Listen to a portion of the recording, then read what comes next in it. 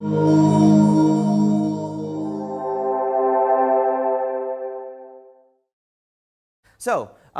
we started last time talking about the idea of performance stability and different aspects of performance that you might care about. And we're going to continue that discussion now. We talked about scalability as this sort of overused term, but that we agree for software as a service, when we say that it scales, we mean that you can take on more and more users. The performance or the response time seen by each user remains stable, and the average cost per user doesn't go up, right? Obviously, that would be kind of a bad thing. The response time is actually one of the key metrics in software as a service because that is the user's experience of performance. You may be really happy that your site is processing millions of queries a day or whatever, but if the speed that each user perceives that they are being served isn't good, that's kind of the performance that they care about, right? From the time I click to the time I get back something useful and can continue my session, how long is that? So typically, you're measuring the number of users per server per dollar spent or something like that. And the goal is keep that response time more or less under control as that number goes up and as you add hardware. People also talk about the throughput or bandwidth. The truth is that bandwidth really is only important in as much as it helps you serve the number of users you want with good performance. So if your performance per user is not that great, very often the reason for that has very little to do with bandwidth to your service, or maybe has even very little to do with the number of servers. So we'll see some examples of that. So one of the ways that this is measured is called a service level objective. And basically, this is a sort of a statistical representation of how a service ought to behave.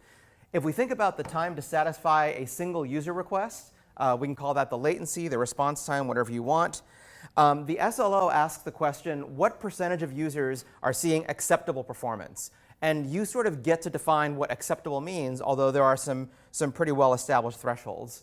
Typically, the way this is done is you set a percentile, you set a target response time, so that's kind of your performance target, and you set a time window. So for example, you might say 99% of user requests take less than 1 second to return a response to the user over any given 5-minute window.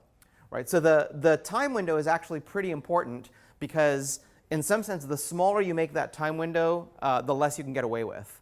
Right? If you say 99% of requests over a month, you could have a couple of minute periods where the requests are going to hell and you'll still make your 99% threshold. And the people who came in during that low period are still going to be really annoyed. So the SLO is always measured over some window. Some number of minutes is typical. 2 nines, which is 99%, is sort of a lower bound. Some people go for 3 nines. A service level agreement, if you've heard that term used instead, technically that's actually the legal term.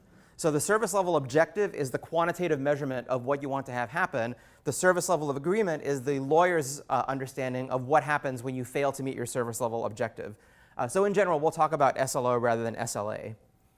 So SLOs have been sort of the coin of the realm for measuring the performance of a typical cloud service as seen by its end users.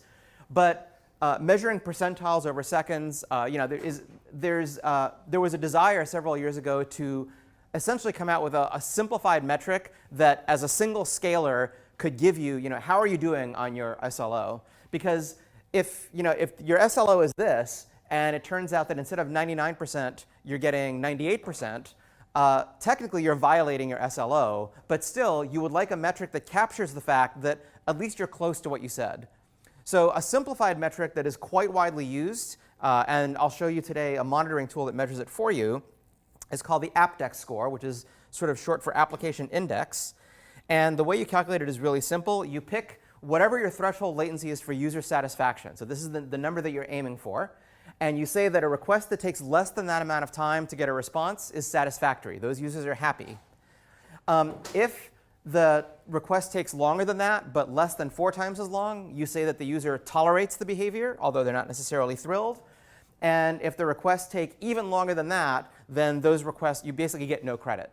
Right? So the way to think about this is you get full credit for requests that come in under the threshold. You get 1/4 credit for requests that come in, you get half credit for requests that come in between the threshold and 4 times the threshold. And then that fraction of the total request is your Apdex score. So it's pretty easy to see that if all of your requests come in under the threshold, this simplifies out to 1. Something in this, kind of 0.85 or above is generally good. Most sites that have some credibility, will shoot for sort of the high 90%. You have to be careful about systematic outliers. So the sort of canonical thing that can, skew results like this is you have some critical operation that users really care about, but it doesn't occur very often. So you might have an operation that takes 10 times as long to do. Clearly, that's far outside your target window. But according to the Apdex score, if you do the math, as long as it doesn't happen more than once every 15 requests or so, you'll still be greater than 0.9. So as with all of these metrics, there is no single metric that gives you the, this is the absolute threshold, ground truth, above is good, below is bad. Apdex is one indicator, but you have to take it in context with other things. So along with Apdex being in a reasonable range, you also have to make sure that there aren't sort of outliers like this occurring where a small fraction of your users are consistently annoyed at you. So you can try to visualize this. And I'll come back to response times pretty soon. But this is a graph taken from the technical blog on New Relic, which is a nice monitoring service that comes as an add-on to Heroku. And they've highlighted, in this case, they've set the Apdex threshold at 1,000 milliseconds, or 1 second. And basically what you see here is these are, the yellow requests are the ones that are coming in strictly below the threshold. Those are good, full credit. The requests in red are between 1 and 4x the threshold, so you get kind of half credit for these. And all this stuff out here, which you can see, this goes all the way out to 8,000 or 8 seconds, and would probably go even farther. So one thing to take away from this is actually realistically what request curves look like, right? Most people, when you think of the distribution of request times, you'd like to think that it's sort of this nice normal distribution shaped thing. But in practice, what you see is that the tail is extremely long. And that's the thing that Apdex is trying to capture.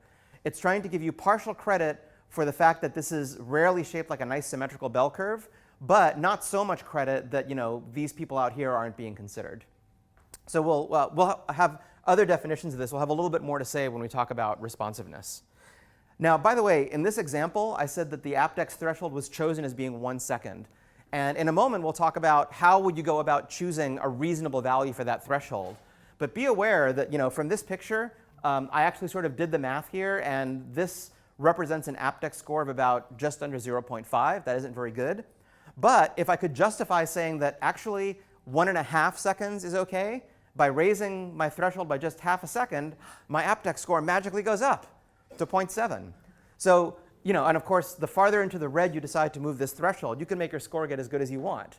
So there's a legitimate question of what reasonable behavior means for your users. And we'll come back in a moment to, people have actually done experiments on this. Like, at what point do users get annoyed? At what point do they get fed up and they just leave your site and they give up entirely?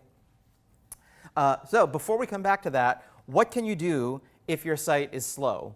And in general, if your site is pretty small, the simplest thing to do is just over-provision by a little. Pay for a little more capacity than you need. And certainly in the presentation and logic tier, so the web server and the app server tier, you can just create multiple copies of them. So we'll talk about situations where that does and doesn't help.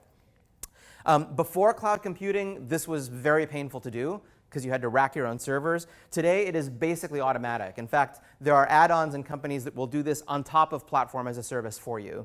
So if all you really have to do is kind of keep your site within the platform as a service that you're using, and it's just a matter of scaling the amount of logic up and down, then you're golden. That is a great place to be because, as we said last time, the cost of individual additional server columns is pretty cheap.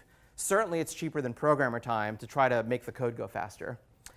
If you have a large site, or if you have a site that sort of doesn't fit this simple platform as a service model, it's a little harder to do that because if you've got 10,000 servers, you don't want to over-provision by 10% and have 1,000 idle computers. So what this comes down to is the insight that we mentioned last time, which was the same kinds of problems that push you out of the simple, PaaS-friendly, kind of everything is managed for you tier. Those are the same problems that will come back to bite you if you're trying to do all this yourself. So whether it's trying to use a NoSQL-like database, whether it's trying to do your own server provisioning and server scaling, essentially, all the things that we're going to talk about today, time to glass, avoiding abusive database queries. All those same problems come up no matter where. So learning to solve those problems while you're still in a sort of nice PaaS tier will actually take a lot of grief off of your hands.